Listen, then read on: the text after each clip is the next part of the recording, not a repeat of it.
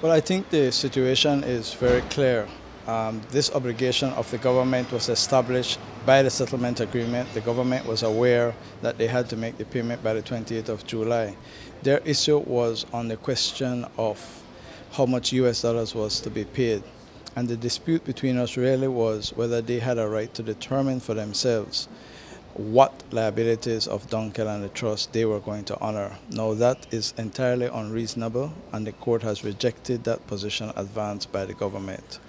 My clients took the very charitable step of having their liabilities audited. The agreement did not call for that, but they did that of their own volition. They use very reputable Belizean firms, and the court has even praised the integrity and professionalism of the firms. And so the court was able to rely on those audits, which is what we have been saying all along. The liabilities have been audited and the government should accept it. Now there's a payment of about $78 million by the 10th of November. I am told that that's about a quarter of the current reserves of the country. That is a tremendous amount of money, but there is a court order against the government, and my clients expect that they will obey the court order. Sir, now, in terms of the settlement, you know, when it was pitched in a public way, and I know you don't have anything to do with that, but when the Prime Minister made the public pitch about the saving grace of the settlement was that there would be tens of millions in a charitable fund for the public good. Now it's only 15 million Belize dollars, I believe. Well, I think it's less than that. Less than that. Okay. It is, I believe, about 10.2 million or 10.3 million in the Employees Trust and a $250,000 in the Hayward Charitable Trust.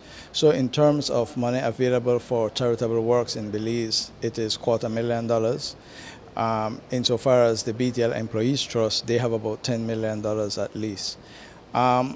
Once again, Jules, the question here is who is responsible for this state of affairs.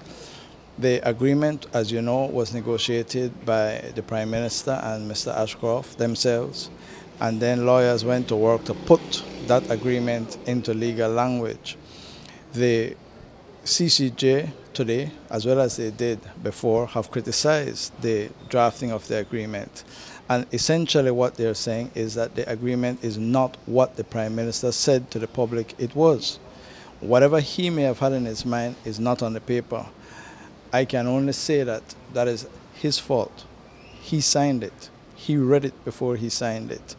The exposure of the country today is squarely on the government of Belize under Prime Minister Barrow. It is his agreement. This is not no old PUP agreement that he likes to rely on. This is his agreement. At the end of the day, however, the nation is being called upon to pay $78 million US dollars in 10 days. That is a very, very difficult thing to do.